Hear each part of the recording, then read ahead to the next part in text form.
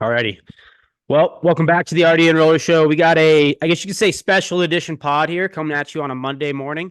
We talked about NCRHA Nationals and the upcoming pod that you'll hear about later today too as well. But GCU National Champs, the Lopes, they did it 2 years in, and we're here to talk to two players from that team. But Anth, what do we got going over there? Did you watch that national championship game? Yeah, we'll talk about it. We talked about it in the other pod, but we're doing like a little kind of like time warp thing here, right? Yeah. So we're talking about a pod we haven't talked about, but yeah, watch most of the game. Excited to have these two guests on. It was great for I think roller and just college roller in general that it was such a tight game, went into triple OT. Just really good for the sport. So I know one of the guys who plays for Temple was at the rink yesterday playing in his house league game. So shout out to him for making his house league game on a Sunday at 5. Maine to Philly. Yeah, well, they got bounced early, so I think they left early. But he did stay and watch that game, and he said it was a sick atmosphere at the game. So that Yeah, was dude, kind of you my could hear point. Is that yeah, it was hear loud. like the horns from, I think it was the Lopes fans. They were even saying like Trefty was doing the announcing. Great job by Trefty. But the Lopes fans were going insane, horns and everything Oh too. yeah. So, and then you have, Lindenwood, they run with a big family. They got a lot of teams and they're always there cheering. So I think that was like, you couldn't matched up a better national championship than those two teams too. And the storyline, like that's just like all within it is so sick. So, yeah, excited to talk to these two players and, Yeah. And yeah. I was gonna say, and like both the guys we have on, so we have Aydin Schwetz coming on and Maxim Currie. Two different paths. Like Aydin started the organization, right, and got it all kind of going for the college side of things. And then Maxim, I met him at Narch Winners, and he came in late. So and And he's kind a of took young kid, right? he's young. Yeah, he's good though. Yeah. When he played for Pure Maple at Narch, that Palma game, he was like insane. And then when we played him in the quarters, when I was with the Skits and we played him in the quarters, I think we went to OT and we won in OT, and he played sick in that game too. So he's definitely a big part of probably a big part of why they got to where they are with GCU too. Well, one interesting thing with GCU is they have three goaltenders, three Yeah, great goaltenders too. And it's what Pachichio or something like that. He was got skating the out as Muzzy. well. Yeah, with the Muzzy. Yeah, Dude, tendies love skating out. That's just the thing we do. dude, Right? Uh, you look at you, look yeah, at me. exactly. But he was skating out too. He was skating out there in the national championship game, and they had, I believe, Ryan Meltzer on the bench. But they have three tendies, and he's a young kid, came in and dude stood on his head, 55 shots, Yeah, it's crazy. 54 saves, and it looked like in the third period a puck caught him in his shoulder. We'll definitely have to ask him about, but dude, just battled through, and what a game. Yeah, it was like I said, it was just so great for the sport that for like the first time in a long time there was like a meaningful D1 game where it wasn't like 5-1, 8-1, you know what I mean? Like it Yeah. was a tight game. And I know we'll get into it more in detail with like, both players, kind of what the experience like and the atmosphere was like there. But like I said, it was definitely one that probably more people paid attention to and watched, in the past few years. It's definitely got to be the most paid attention to game. So Yeah, I think they were saying it was probably one of the most, if not the most watched NCRHA finals, and you believe it. But awesome. yeah, there's just history of the NCRHA D1 national championship. So many even pro players playing it now. So yeah, There's been some epic D1 games. Like remember the Newman and Farmingdale game. Like there's been Lindenwood some and then Lindenwood and and Newman too. When it was yep. so and So there's been a bunch of those now. It looks like you had a new rivalry kind of in the mix here with GCU and Lindenwood. So it's good for the sport. absolutely. Well, let's bring Aiden on. But so our guest is Aydin Schwetz. He's from GCU, just won national championship. Totally just chirped me right off the rip, asked me if I built this garage in my room. So this is actually my office at the rink, but it's just like Oh, plywood. okay. So we actually came up with a name for it. We call it the treehouse now because Rob's been ripping me for every podcast. Thinks it 1 week because we had earthquakes. It was a shelter for the to shield myself from there. And so you just added right to the mix, but we'll just call it. I Yeah. love it. I'm trying to cover up all the plywood as you can No, see. it looks good. It just Yeah. because of the roof, it kind of looks like Yeah, it's your it garage. it does. It's just And it's at the rink and there's no roof on the mm, on the office because for whatever reason. So yeah. So anyway, guys, welcome back to the RDN Roller Show. We have a very special edition here after this weekend's NCRHA National Championships. We have the captain, the owner, the everything from GCU. Aydin Schwetz is on the pod, as you just heard a couple seconds ago. So first and foremost, congratulations on the national championship. I mean, we'll just kind of start right there. Like, how did it feel that long game to kind of get that game, get that last goal, and be national champions?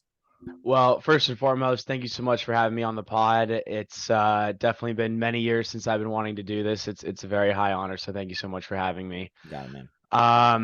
I mean, it was 5.5 periods of hockey, probably the longest roller hockey game I've ever played in my life. Probably for just about everyone else on that tile as well.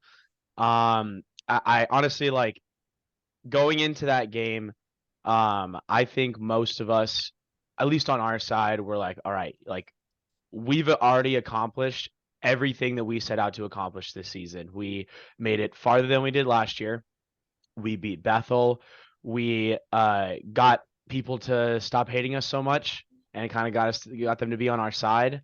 We had people rooting for us from other schools. The first time we played Lindenwood at nationals, they actually cared about the game, which I know you guys have probably heard me say. It's like the biggest thing that I live off of is caring about the sport. I mean, when they scored a goal against every other team in the tournament, very little cheers, no celebrations. When they scored against us, everyone erupted. It was a big deal. So going into that championship game, we already won. Like, we had already accomplished everything we wanted to. And so going into it, that was really just, let's have as much fun as possible. And I don't know if you guys saw Travis No's comment on one of our videos earlier in the weekend. He commented on one of our videos and said something along the lines of, love the Sellies. The team that is having the most fun usually wins. And boy, did that end up being so unbelievably true. So we went out and had as much fun as possible and kept having fun through 3 overtimes and had even more fun afterwards. Yeah, I mean, that game was insane. I was watching it. I was leaving work trying to watch it in traffic. I was kind of getting pissed off. I was like, I didn't want the game to end because it was such a good game, but it was a pure roller game. There was no like holding it behind the net for long periods of time.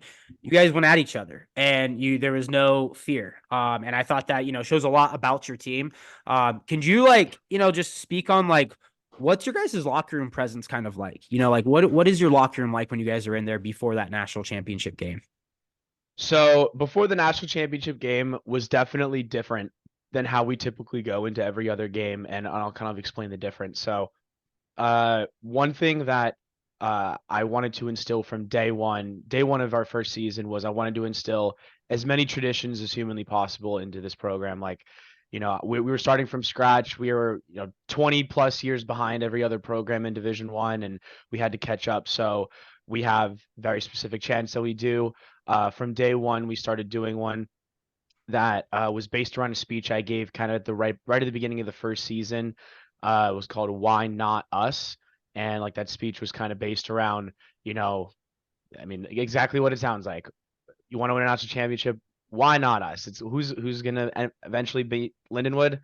Why not us? Like, everyone else has just as much of a chance as we do, so why not us? And that has been a very prominent phrase that we've been saying over the last 2 years. So we have that chant. And it's very we try and keep everything super light. Like, we're probably one of the only teams that does a warm-up. We saw a few other teams actually nationals that do it, but at least on the West Coast, I know we're the only team that does it. Like outside the rink, going for a little jog. We get a little handsy with each other, maybe is the best way to put it. Have fun and typical locker room stuff. Just keep it light and have high energy, and high energy is really the biggest pillar of the culture of our program. I mean, if you listen to any of our talks like on the rink right before games, it's always about, we have to be the loudest team on the floor. I'm not even talking about like communicating with each other on the rink during plays or things like that. More like, someone blocks a shot, we erupt on the bench. Our goalie makes a save, we erupt on the bench. We score a goal, you celebrate as hard as we can. I don't care if we're playing a D2 team, a D3 team, a AA team. If the score is 6-0, we have to celebrate and we have to keep the culture alive, because we have to care about it. And that's eventually why we won in the end. And so that's usually how it is. However, before that national championship game, it was a little different. I know it was a situation none of us had ever been in before, at least at this high of a level of the game. And what I decided to do was we have a song that we sing together at the end of every single major accomplishment that we have. So like after Western Conference Championships, we sang this. At the end of last season, we sang this. It was Something in the Orange by Zach Bryan. So I decided that Big since Zach we'd Bryan fan. huge Yeah. Zach Bryan fan. So since we had already set out and accomplished everything that we had already accomplished, and in our eyes, we had already won the war. Maybe not the battle yet, but we already won the war. I said, screw it. We're singing this before the game starts. And so we locked arms in a circle in our locker room. And I have a video of it. I'll send it to you afterwards. Oh, I saw it. I think. we on saw the- it. okay. Yeah, Yeah, Doug that was posted pretty it. sick. Yeah, Yeah, yeah. We we- thought you were sick. trying out for American Idol, GCU yeah. American Idol. Yeah. And we sang that song to its full extent from beginning to end. And I got to be honest, I think that was a big part of it, of kind of calming our nerves and going into it just like any other game and playing as well as we did. Did you tag Zach Bryan in that? I mean, that could be some A good. bunch of people actually tag Zach Bryan in the comments, I which was I gonna think is say, pretty funny. You never know, right? You He never might know. catch You wind never of it, know. right? So Yeah, now that's got to be a tradition before, pretty much every national championship that you I go think to it has now, to right? be. I think it So has to be. even when you're retired and stuff, you got to make an appearance, come back and lead the way. Absolutely, absolutely.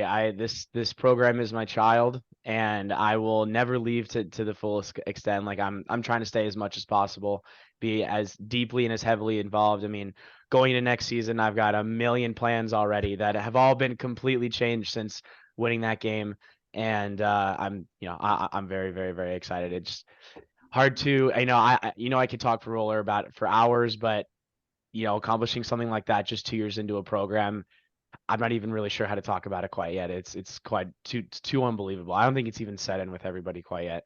No, I feel you probably won't for a while. Winning any type of national championship in roller hockey, any type of sport in life. I think we all know this. It's just like the greatest feeling ever. So you well deserved. It's unbelievable. But let's talk about like you used to go to Lindenwood, and I Mhm. know we used to talk. You told me about your plans going to GCU, and I was like, wow, like that's some pretty big aspirations and stuff. I'd be pretty sick. Hopefully you can accomplish those. You know what I mean?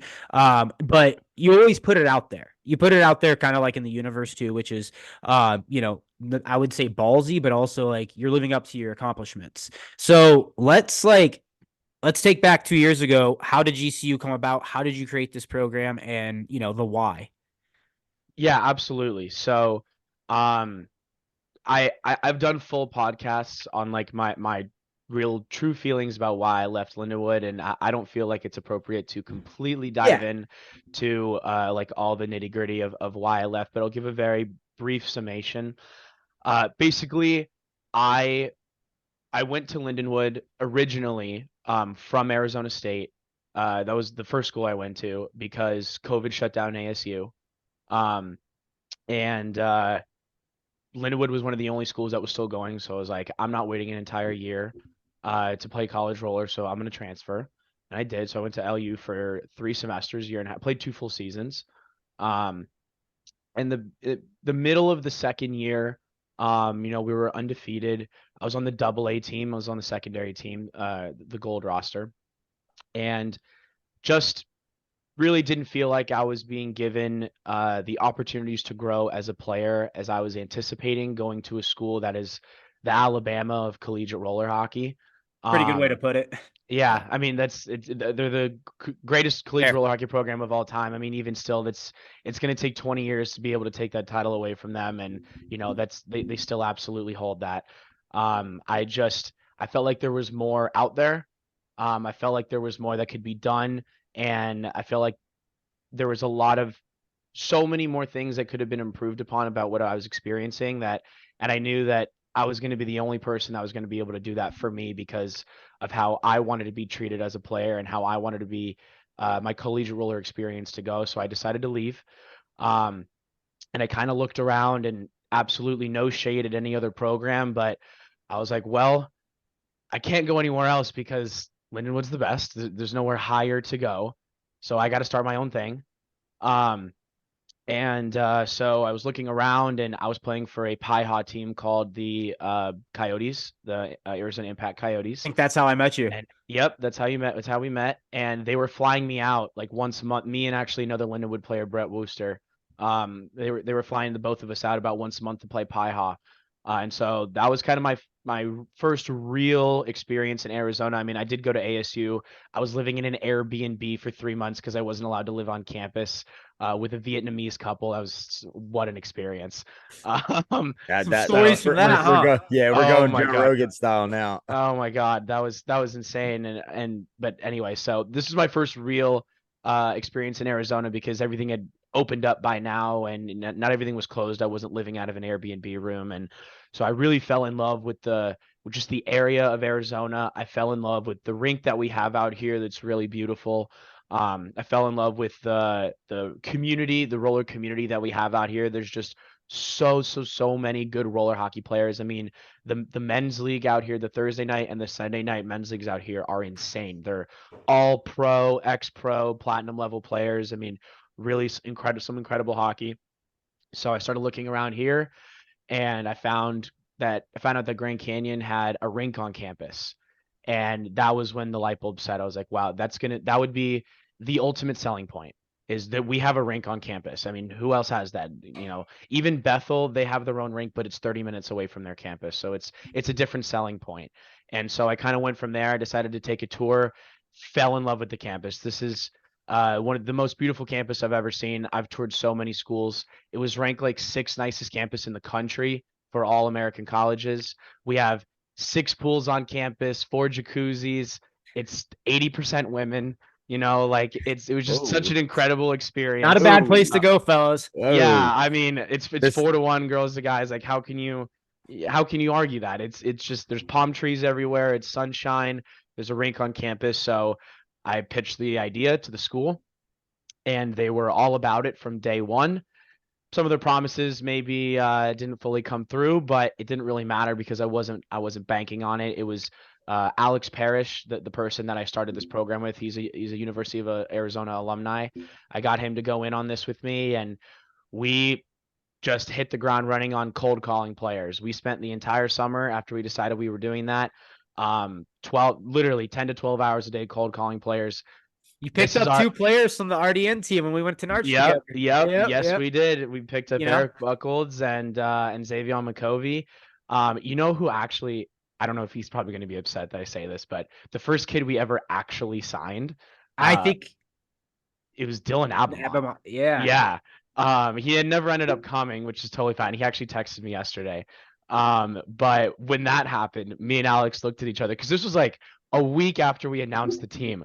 We Yeah. looked at each other, we're like, holy crap, we just signed Abamont like as our first player. This is insane. Good start. And we absolutely lost our mind. We also got Patrick Mahoney, if anyone knows who that is. He plays at San Jose State now. Also a kid we pulled from Lindenwood. Nicholas Saddlebrick, another kid we pulled from Lindenwood. So we were picking up a lot of really big names really quickly, and that's kind of how we started this like hype train of, okay, they're going D1 first season. These kids are insane. What do you mean? You can't go D1 your first season. You got to build your way up. I was like, no, I'm not moving myself all the way back across the country, starting this program from scratch to play anything less than D1. So then we pick up Xavier, we pick up Buckholz. We go through the summer. We had a full roster about 2 weeks before the season started. Lost half of our players and one of our goalies. Actually, Eric didn't really sign with us until at this 2 week mark. So then in those 2 weeks, we rebuilt our roster to 7 skaters, picked up 2 goalies, one of which was one of my hometown best friends, Jay Pacheco, who I've been playing against since I was 4 years old. So that was kind of a cool thing to be able to bring him and start playing college with him. And then we went from there. We just hit the ground running. We had a lot of things that we wanted to build the program off of from the beginning, some of which I've already touched on, like having high energy, actually caring about your goals and celebrating and being loud and things like that. But also like treating your players as well as possible. And most importantly, creating as many opportunities as that we could humanly fathom. And what I mean by that is, a lot of these other college roller teams, they only play the college schedule, which is totally fine. But I know that wasn't going to be enough for me. So I made sure we did all of the extra things that we could find. We were scheduling exhibition games against men's league teams. One day in like November, we decided that we hadn't been playing. We hadn't played in like 3 weeks. On a Tuesday, our whole team was sitting in the pool at the Rivers on campus, and Xavion and Eric go, "Hey, we're going to Colorado this weekend. By the way, we're not going to be around." I was like, "Oh, what are you going for?" He's like, "Oh, we're going for a pie hot tryout." And I sat there and I was like, what if we all came with you and we set up a bunch of exhibition games against any teams in Colorado that we could do? And we all sat there, we all looked at each other like, yeah, let's go. So that was Tuesday. Thursday, we rented a U-Haul, drove 3 cars up to Denver. We had no games planned when we left Phoenix. We were DMing guys on Twitter and calling people and texting you. That's how we set up the 2 exhibition games with Rob against the Denver Demon Dogs. We had one against the Lakewood Fire, one against the Parker Prowlers. But that we didn't set all that up until our drive up there. Like we just wanted to go. And we've done so many things like that ever since. Like we started doing college bowls this year. I'm skipping so far ahead, but You're excited, dude. You're pumped. You're a I'm national excited. champ. Yeah. Yeah. Well, I think that it really just shows like, a lot of work goes into it. You know what I mean? You've put a lot of work into it and stuff. And just, it is cool to hear the story and what you guys did and what you guys kind of, where you're headed. In that, like, well, what did the boys get into after that national championship game? Did you guys get into anything or what? We got into a lot of fun drinks. Definitely in the locker room. I'm sorry, Brennan, who told us not to do that, but it was a special occasion. champs. Past now, I Yeah, can't it's do in the anything about past, it Yeah, now. you can't do it It's done. now. You can't take anything away It was from you it was now. Gatorade, right? It was It was Gatorade. sparkling Gatorade. Yeah. Yeah. Anyways, I mean, we tried to find places to go out in Lewiston, Maine. There was nothing open. But so we stayed in where we were staying and just had at it with we had Andrew Ether from Bethel came through and we having it up with him and I think the real celebration is going to be here now that we're back. I think half of our team is already on a golf course. There we go. Right. And they were begging me to come do this podcast on the golf course with them. I was like, oh, I want to be able to Actually actually sounds like speak. a good idea. Yeah. Maybe, Or the but like, worst idea. Yeah. Hey, you know what? Maybe we'll have to do maybe a Lopes pod all together, get all the boys in a room and do like a 10-minute, yeah. like, little 10-minute pod. But They is would be all there, about that. yeah. Could you is there one player on that team that might not get the credit that they, deserve or kind of is not like, the lights on them? But you guys have a very solid team and it seems like you guys are very close, but is there a particular player that comes to mind when you think like this guy's like the unsung hero? Sure. As far as lack of recognition, I mean, everybody has been praising our starting goalie, Maxim Currie. So I don't think he's an unsung hero. He's definitely a well-sung hero. He got recognized in the airport actually a couple of times when we were both Beauty. when we were in Boston and then again while we had a layover in Nashville. It was actually kind of insane. That's sick. So it would definitely be somewhere between Bryden Frisk and Ruben Gonzalez. I know Ruben or Santi gets praised pretty heavily. I don't think Bryden does nearly as much. Frisky is such one of our glue players. I mean, he's still super young. He's technically still a freshman. And I know. And he just has such an undying love of the game that matched what we were trying to create as a culture so well. And it happens that he is an unbelievable player on top of his unbelievable mindset. I mean, he also got to be the player over Winter Nationals, if you remember this, that put in both goals in like a minute and a half to beat Palma in that round robin game from Pure Maple. Yeah, that was him. Maple, I was there. Yeah. Yeah. So for him to, he got to do that, and he comes here, and he definitely probably the unsung hero that I can think of off the top of my head. He has been instrumental through all of this. He has grown incredibly as a person, and a lot of the guys have, but he has more than anybody else. I mean, last season he lacked basic intelligence as a human being. I think we all Uh, do when you're first year in he- college. yeah. So this He's in a kid- new country too. Yeah, I he's was in a gonna new say it's country. He's probably from- not really him. It's probably what he's doing outside of It's him. true. It's true. So last year, in case anybody didn't know, we all but like 2 of our players lived in the same house. We had 10 people in a 5-bedroom house last season. And he decided, because college budget, that he was going to move from a bedroom, which was like $300 or $350 a month, to under the stairs, like Harry Potter, and for $100 a month.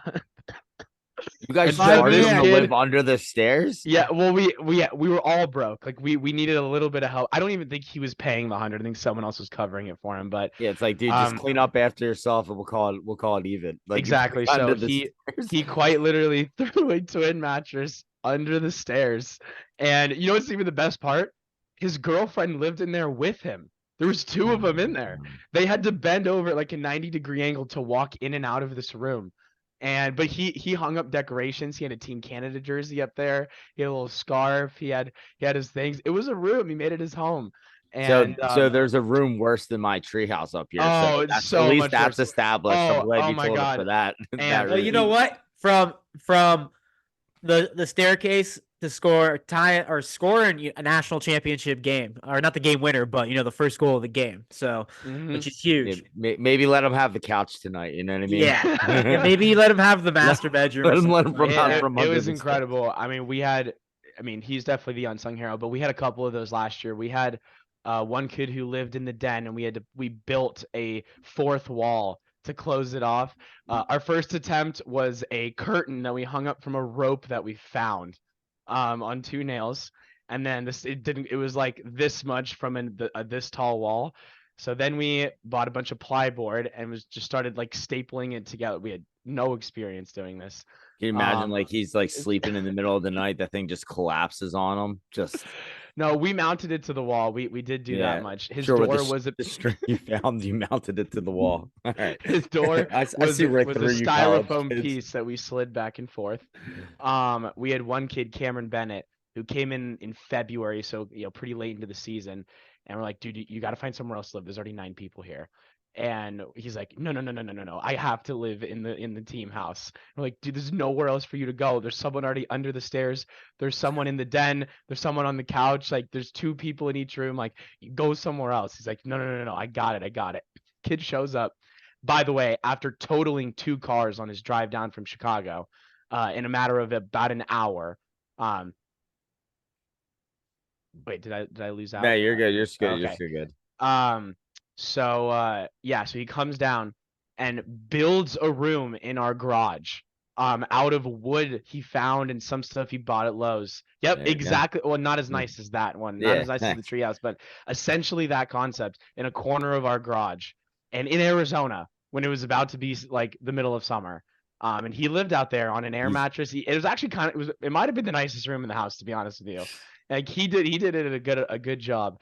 And so that was the 10th kid. But So to go what back, you're- Bryden Frisk is the unsung hero for sure. Okay.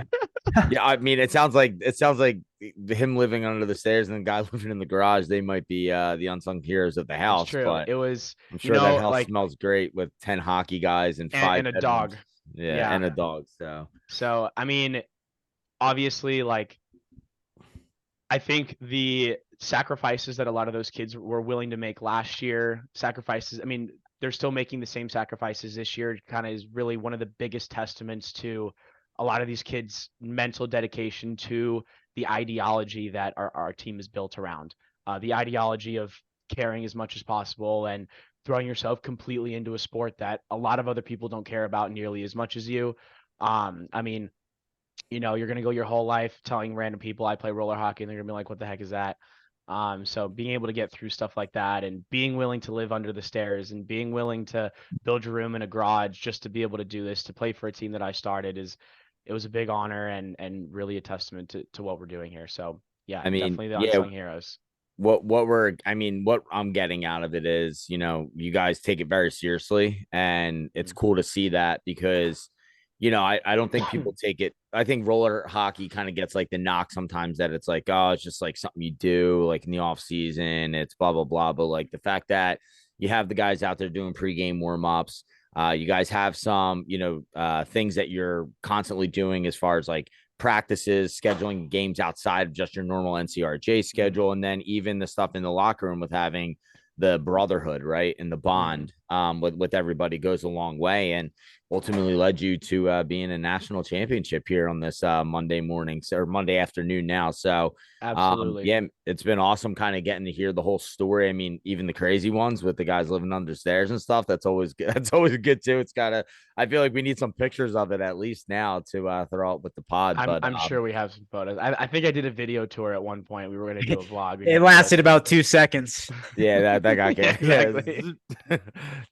Just one little quick pan and you were done. But hey, man, we know, like you said, some of the boys are on the course. I'm sure you want to get to celebrate in there in Arizona. It's probably nice out, so kind of get it going. So we thank you for hopping on here, giving us a little bit of history, and once again, congratulations on being the Division I national college roller hockey champion. Thank you so much. I'll never get sick of hearing that. That'll be absolutely incredible. Thank you so much for having me Yep. and shining a light on this project that I've been building for the last 2 years that, a lot of people were calling us a little crazy for, but it ended up working out. And I appreciate you recognizing how seriously we take this. It's personally, I mean, I believe that the college league is the most important league that we need to be building up to be able to build everything out from outside of that, whether it was the youth programs or things like Pi Ha or any other leagues that need to be focused on. The college league has the most history, and that's why we want to take it so seriously. And these colleges aren't going anywhere, no matter how badly the government wants to shut us down. And I don't know if you saw those articles, but Yeah. Different Joe pod. Biden. different pod. Somebody sent in a message. You guys can hear me, right? Yeah. Yeah, you're good. Somebody sent us a DM. He's like, Joe Biden hates GCU. Jesus. It was the funniest Yeah. thing. It was right after you guys won, and I was like, "This is the funniest thing I've ever seen." And but yeah, I mean, honestly, like 2 years ago, you spoke about this idea, and I'll be even like one of the first person to say like, I don't think it's gonna happen where they will win like in 2 years. Like, I mean, come on, let's be no way. honest. Yeah. I think I was definitely one of them, and I'm glad I was wrong, 100%. I was glad I was wrong because you guys made a memory for everybody that watched the game, memory for yourselves, on both sides. Just the way Lindenwood handled the loss too is very, very pure class too. Some of the players just sending message to us about your guys' team, like pretty nice messages, which is pretty crazy. And it's a testament to what you've built and what you won the start. So like, huge congratulations. This is probably only the beginning, to a couple, Absolutely, it is only to the many beginning. more. So thank you again. And we'll get into, we'll bring you back on for some good roller stuff. And some Bronson roller stuff. I think there's a history behind Aydin Schwetz that people, definitely would be cool to talk about. I know he's Bronson roller, good roller, and all that. So thank you for coming on. Thank you very, very much. Appreciate it. I've got a very funny Bronson post for today. So the first one in like 6 months. I think you guys will enjoy it. There we go. There we go, man. Well, have yourself a night. Thank you so much for having me. Very much appreciate it, guys. See you, dude. All right. Well, we are back with this second half of the RDN Roller Show, little special edition that we're doing here. Just after the NCRHA Nationals, we have the goaltender for the Lopes in the Division I, Maxim Currie, all the way from Canada. So first and foremost, my man, congratulations. We met out at Narch, if you remember, at the end of the tournament, and you were telling me you were going to GCU. And I'm not going to lie, I did not think that you'd be the victor of a 3 overtime national championship game come May. So it's a full circle kind of moment for me, considering we sat there and we chopped it up for a little bit at the end of the tournament. And I think like even when you were talking to me, you were a little bit nervous, I think, about maybe like attending, like didn't know what the situation was fully and everything. So, and now you sit here today as a Division I national championship. So congratulations, man. How's it feel? Thank you, man. It feels good. It's been a short journey from January, but it's been a long journey. I played my first ever pro tournament at Narch there, met up with you. We had that electric game against Palma where we come out on top in round robin to make our playoffs, and that's kind of where some of us got our name boosted from. And stemming from that, it's my first ever roller season playing at a college. So playing for GCU, I come in. They say that I'm going to have the starting spot. They're losing their last goalie. Then I get there and their other goalie is there. So kind of a little bit of heat right off the bat. It was a last minute thing. I decided to join the Lopes around Christmas Eve time. So 2 weeks before that semester started, that's when my process there started. I get there. We have three goalies.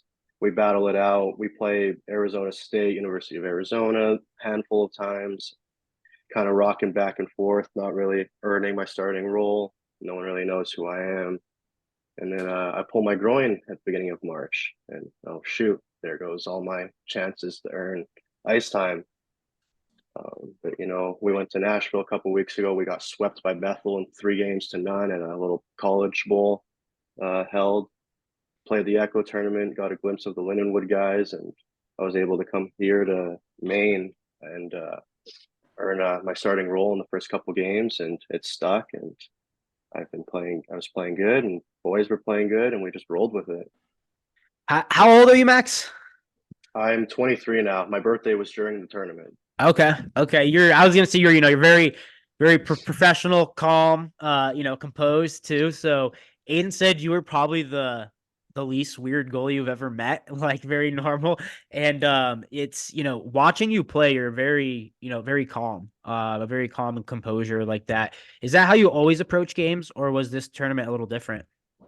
I'm sort of just a bottled up person in general. I'm not a let my emotions out. I'm just kind of let all the emotions sink in and hold it. I mean, before that last game, I probably cried 3 different times.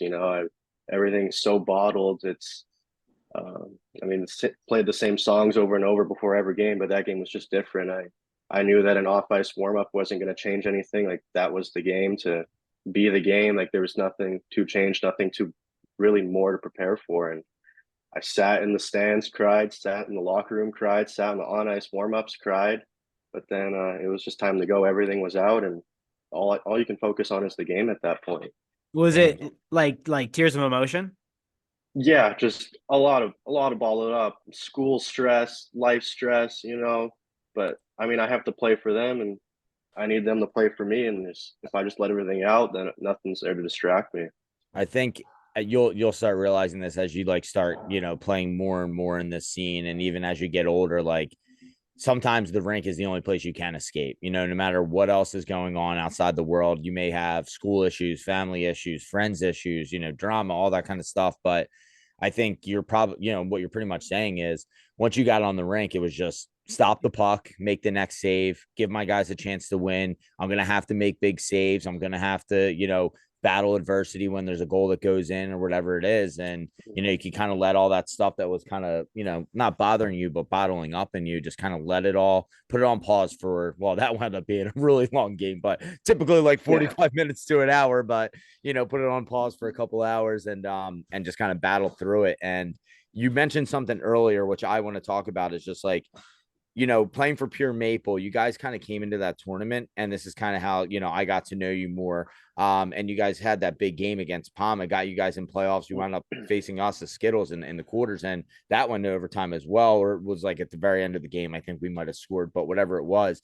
But you played sick in both games. And Rob was saying, you have a really good, I wouldn't say style of goaltending in net, because you're not a gigantic goalie, right? You can't just sit there and just absorb pucks. So is that something you had to adjust to when you came over to the States and started facing, guys who play more traditional roller hockey that can really just snipe at any opportunity? I mean, I'm mostly an ice hockey goalie, Yeah, and I my saw entire that, yeah. life playing up to midget AAA, playing junior B, playing in the NA3HL, playing ACHA club hockey in Lake Superior State University in Michigan. Yeah. But I've had a handful of games in our Alberta Pro League where Chris Rockman and a bunch of other black ice pro guys hang out. And I mean, the puck was so much lighter when I first got introduced. Like I couldn't stop anything. My first few games in that league, everything was past me, and my defense would look at me. They're like, "Come on, man, I can't. I'm sorry. Like these guys, like this Yeah. puck it's crazy. I can't move like I can on ice. I can't get there in time. My eyes can't see it." But I settled in a little bit, played a couple years, made my first real appearance at the junior men's tournament when it was held in Barcelona at World Roller Games. Um, we lost to Spain, I think, in the bronze medal. But besides that, it's kind of been a slow climb. I've been in and out of roller. And then once we get to Narch finals and winter nationals, it's like, holy cow, like these guys don't let off the gas. Everything's go, everything's a scoring chance, everything's high pressure. And, it's my first pro tournament and winter nationals. And it was a good eye opener for me that, maybe I didn't have a first hot day there. I had a better second day. And, I wish playoffs would have turned out a little better against you guys. But at the end of the day, like it was a great eye opener for sure. Like, I didn't think I'd find myself playing in the pro division anytime soon or even at all. Like I haven't really planned for any roller to be in my future exactly. And it was just great to get these opportunities to come out and do it and to see what I can do, to show people what I can do and just develop my game further, because my progress from January to now has been absurd. I think I've become so much of a better skater, seen so many more roller pucks. It's just, I think I still have so much more to go too. Yeah. Do you so you came from the Alberta League? Is that where you grew up and played hockey? Yeah, so I played in that Alberta Ice League my entire life, and then 2 odd seasons in the Alberta Roller League. Okay, nice. Did you play any inline growing up, or was this like 2 years ago your first time like playing roller? A couple of us, we play instead of spring ice hockey, we kind of all transition to spring roller hockey. That's when our seasons kick up in April and May. And it was just usually just a friend group of a bunch of AAA ice hockey kids that we go out when we play for fun and we kick ass and beat the hell out of some teams. And we never really had any competition. It was a bunch of ice kids playing against roller hockey kids that maybe played AA ice hockey or house ice hockey. And nothing against that, nothing against them, but we kind of never really had any competition. So it was interesting to fast forward a couple of years and get to play at Worlds and then finally go to Narch and see what really like what roller hockey could be about. What was what was your like, was that your first time representing Team Canada in any fashion, ice or roller? At Worlds Yeah, for at Barcelona, Worlds, yeah. yes. Yes. Okay, cool. So what just as a kind of odd thing here, like what were your thoughts on the smaller nets? We talk about it a lot on the pod.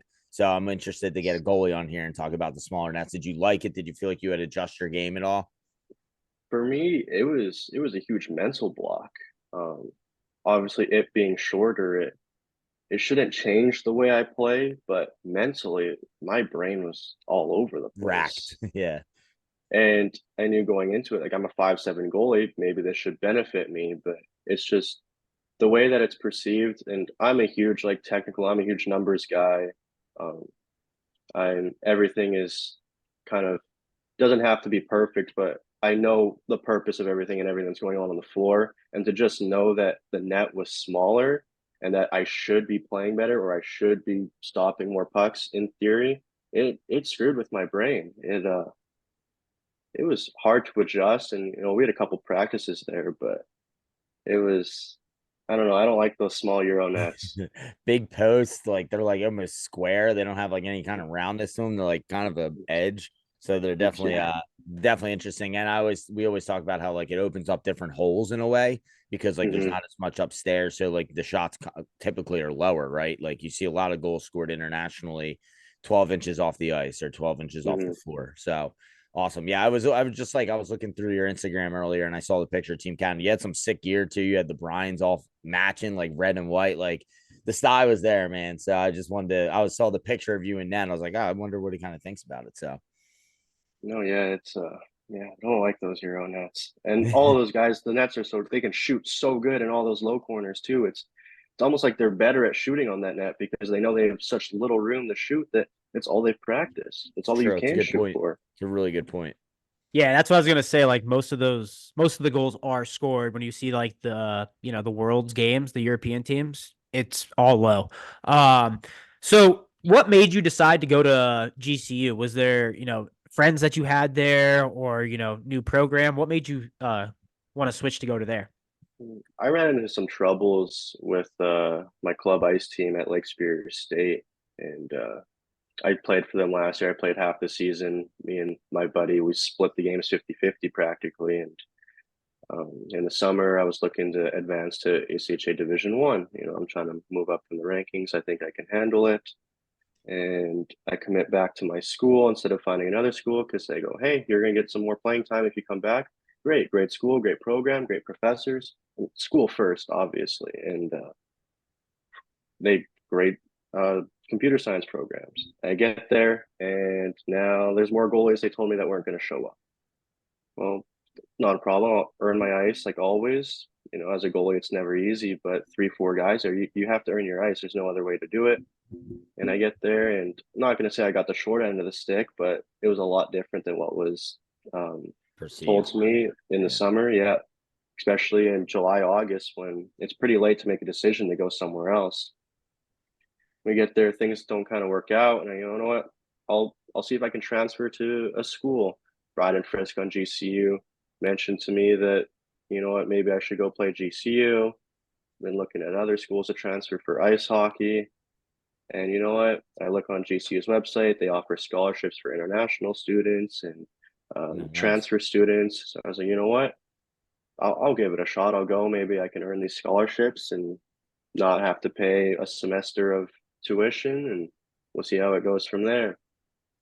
And so I enter I don't know if you call it the transfer portal at this age or in this club, but November hits and pretty late, and I decide to pull the trigger. I get in contact with GCU and I send everything over and I get transferred, and call Schwetz Christmas Eve, say, hey, I'm coming to GCU. And he's like, oh shit, okay. I guess I'll see you. And that's kind of how it all just kickstarted. Nice. Yeah, he was kind of talking about it. We were talking to him earlier about how it was like a very quick turnaround, not last minute, but quick turnaround thing. And then, so kind of moving into, now you're at GCU. You talked about, and Aydin talked about playing all these scrimmage games to try to get you guys as many, get your guys on the floor as much as possible, right? Not just playing the NCRHA schedule. So now we find our way all the way to this championship game. In the game, you're looking down the other end. And you got Marky Yeager down the other end, is a great goaltender as well. And you're battling him. And I think there's a sick picture of you guys kind of dabbing it up after the game, just knowing that you both just went through war. 3 periods as a goalie and roller or 3 overtimes is insane. The amount of water you probably lost and sweat, and you're battling just the sweat and the crease and everything, right? So just tell us, take us through that game, from, it's a 1-1 to when it goes through the entire progress of the game. Now you're in overtime. What are you thinking? Well, first off, I just want to say Marky Hager, that kid is an absolute stud. That he is an unreal goalie. And, he may not have had as many shots as I did, but damn, did he was perfect that game. He couldn't have done anything different. Let's be real. He made saves he had no business making. But, to start the game, 30 seconds in, we go down on a 2-on-1, 2-on-0 gross play, and he robs Brian Frisk, 30 seconds into the game. And we're looking at this damn, we're not going to get many more chances like that. Lindenwood, they're automatic. Their defense is automatic. Their forwards are automatic, just up and down the floor. The game goes on. They get their chances. Refs call a good game. No penalties, really. It's a nice physical game. And they come down the floor a couple minutes later, and I make a big save on a down low 2-on-0. And it's just, well, that's going to be the pace of the game. We're going to get 2-3 chances a period, maybe, and they're going to get 5-6. That's just how offensive ready they are. They are go, go, go. And they have so much chemistry. It's impossible to not let these guys have chances. They find ways. They demolish teams. They pick teams apart worse than I've ever seen in hockey, roller hockey, anything. And that's the mindset going in where, you know what, I mean, every save is going to have to be a big save, but at the end of the day, if they're going to score, they're going to score. All of those kids can score. First period goes by 0-0. You know what? We were in that position against them in the round robin. They were frustrated. They haven't really been held to 0-1-2 goals all season for a couple of years. And, we go into the second period. We get a power play. Brian Frisk scores on the power play, and it's huge. It's 1-0. It's oh my God, we have the lead. Now we can just play to hold it. And against a team that scores 8 goals a game, how do you hold them to 0 goals? And I mean, Marky Hager stood on his head all game. We had chances. They had chances. We get the lead 1-0 after the second. Like, no one knows it's over. Like, no one's thinking, oh, it's going to be a 1-0 game. Like, everyone wants us to win. Lindenwood has 4 teams there. They all want them to win. The crowd's going crazy on both sides. Like, you heard how loud the rink was in our Palma Maple game. It was equally just as loud in that rink for the entire game. Yeah, it was crazy. Listen, you could hear it on when you're watching on the broadcast. It was insane. Yeah, I mean, at the beginning of the tournament, Aydin Schwetz told all the parents about our, for lack of better words, our give a shit mentality, and all the parents bought air horns, cowbells, everything to be loud for us. And so sick. I mean, all the parents that came out, huge thanks to all of them, our biggest supporters and everything. But yeah, we're going through the game, and the stands are loud. But at that point, you don't hear them during the game. It's you, the floor, and the other team. Third period rolls by, and all I can remember is thinking like 2 minutes have gone by. I'm like, all right, we're 1-6 done. It's 1-0. The 8 minute mark hits. I'm like, we're a third done this period. We're going. And then the 6 minutes, the 4 minutes, and then we take a penalty with 3.5 minutes to go. I'm not going to say it was a good or bad call. The guy slipped. It looked like he was cross-checking the boards. Penalty. I mean, it could go both ways. It's been a rough game all game. And then we go on the penalty kill with 3.5 minutes left in the game. And everyone's like, oh shit, like this, if they score on this power play, it's tied. If they don't score on this power play, I'm pretty sure the game's over. They come down, and Christian Acosta, he absolutely undresses me, puts the puck in the most perfect spot he could have put it in, 1-1. And I remember standing there in net looking at the clock with 1.5 minutes left, and just, I wasn't in disbelief, but I was disappointed. Obviously, the shutout's nice, but God, like, we wanted to win that game right then and there. Before Everything that, was going. before he scored, did you get hurt or did something hit your shoulder? Because it looked like the announcers were saying that you might have like got a puck hit your shoulder or something wrong. So they ripped a one-timer from the top of the circle there, and it hit me in the face. Well, I was hoping the straps came off, and I was going to try and milk an injury or try to shake my helmet off to get a whistle. And so I go down. I kind of glimpse up, see that they have possession of the puck. Because if we had possession, I'm sure the whistle would have went. And I was just trying to milk a whistle. I was gassed. All the boys are gassed. I mean, we have Mental warfare, man. Mental warfare, baby. I love it. like Santiago, Gonzalez, and Bryden Frisk. Like, they've probably played 30 of the 36 minutes this game already. Like, those two were on the floor the entire game, and I know I need to get a whistle for them. I need to get a whistle for me. All of us need a whistle.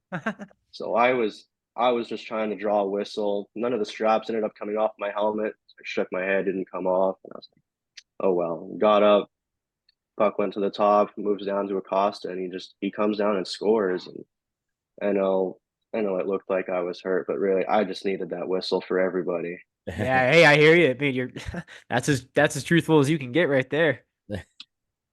No, but I mean, the announcers maybe thought I was hurt earlier in the tournament. I did throw my shoulder. I had a pretty loose shoulder. In general, I've dislocated a handful of times, and dislocated it in the Bethel game. And so I could see how the announcers thought I was hurt, but no, we needed that bad.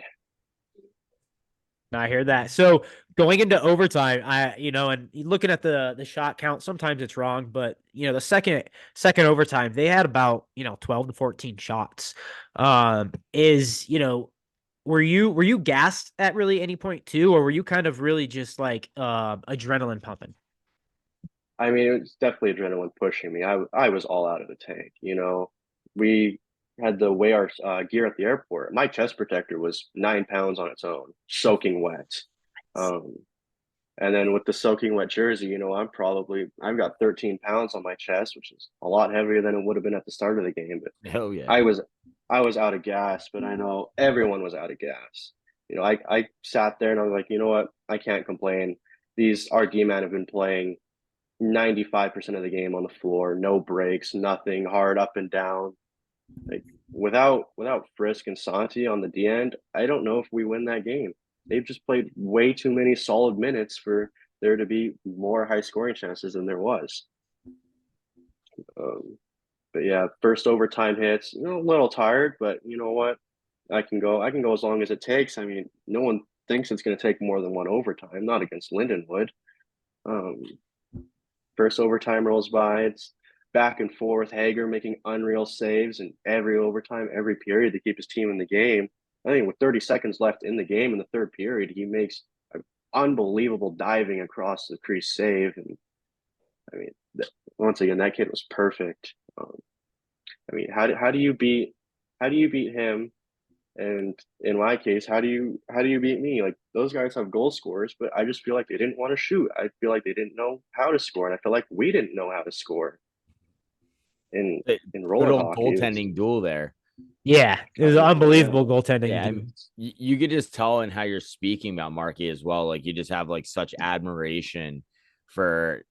I mean, I think it's a goalie thing in general, right? Like teams can hate each other. I feel like the goalies always have like a side little, we might not like each other in the game, but like we're still a part of this goalie union. So you can just tell how much you like kind of respect your opponent down there, and that probably, if you're thinking about that in game, you're probably like, damn, well, if I respect him that much, I got to equal and be better than that. Cause now it's next shot wins, right? Next goal wins. So I have to recognize who I'm playing and step up my game just that much. And it's exactly, what you did. And you guys ultimately kind of came out after 3 overtimes being the victor. It's got to be the longest game in NCRJ history, right? I mean, that's insane.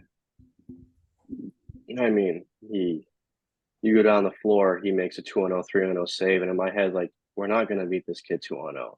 I know 2-0, 3-0 those are the best chances you're ever going to get in any ice hockey, roller hockey game ever. But in my mind, I'm always hoping. I'm hoping that goes into 2-0, it's over now. No, it's not over. Kid stands on his head. And then 3 Lindenwood players back down the floor our way. I'm like, well, now it's my turn. And just back and forth all game. But at some point, someone had to break through, and whether it was tips in the front by Nick Edelbrick or Dylan Guy scored the straight shot, that was the moment. It was never going to be a 2-0, 3-0 goal by that point. It was going to be through a screen, through a tip. It was a dirty goal was going to end that game, and everyone was just too tired, and everyone wants to be fancy, but when 2 goalies are hot, you're not going to score on the great plays anymore. Got to get a greasy one. Yeah. It's like playoff ice hockey. Every goal is greasy. There you What go, man. What do you so looking forward now to the summer? Are you planning on to play with Pure Maple, or what are your plans for the summer for roller? For right now, all I have is Pure Maple for Narch finals for 24U and for pro for Think you just 24U. I think you put your name on the map out there, boy. I think Yeah. you never know. But the Pure Maple, that's your hometown boys too, so that's a big thing. But I just think the way that you played, and one thing about NCRHA, a lot of people, that's where they get looks from different teams to play pro. So it's crazy to say, but you probably will be having more people reach out to you. And I think Canada has a goalie problem now for, Team Canada, because they have phenomenal goaltenders that are playing, and, just you're a stud. So it was a pleasure watching you in that game. That was awesome. Sick. Thank you. I appreciate it. I mean, after the game yesterday, even this morning, my Instagram has been going insane. 40 plus followers. Like, I mean, There you go. obviously people I've never heard of before reaching out to me saying great game. I mean, I stepped off the ice, every parent and God knows where comes up to me, great game.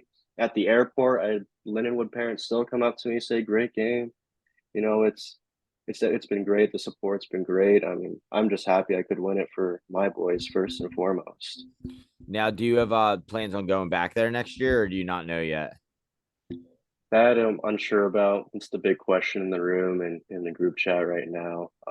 GCU kind of has not been, the school itself hasn't been very great to me. It took half my credits. So technically I'm a 4th semester freshman here when I should be a junior next semester, and it'll just be a lot as an international student to have to spend money on 1, 2, 3 extra semesters at GCU if the shenanigans keep up like they have. So We gotta get them funding, for the Yeah, we guys got playing roller. Like you just won a national championship. What?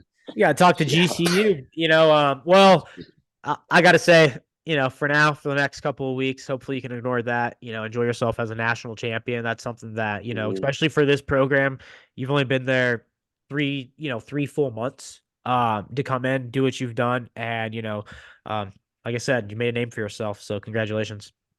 Yeah, man, thank you congrats. guys, and thank everybody, you guys on the pod, all the parents, our players, all the Linwood players, their coaches. It was a surreal event. I don't know if I'll ever experience anything more thrilling than that. 23 years old, I got a lot of life to live, but it was a great moment for everybody. Well, the future is definitely bright for you, brother. So congratulations once again, and thanks for hopping on the show here. No, thanks for having me, guys. I appreciate it. See you, dude. We'll see you. All right.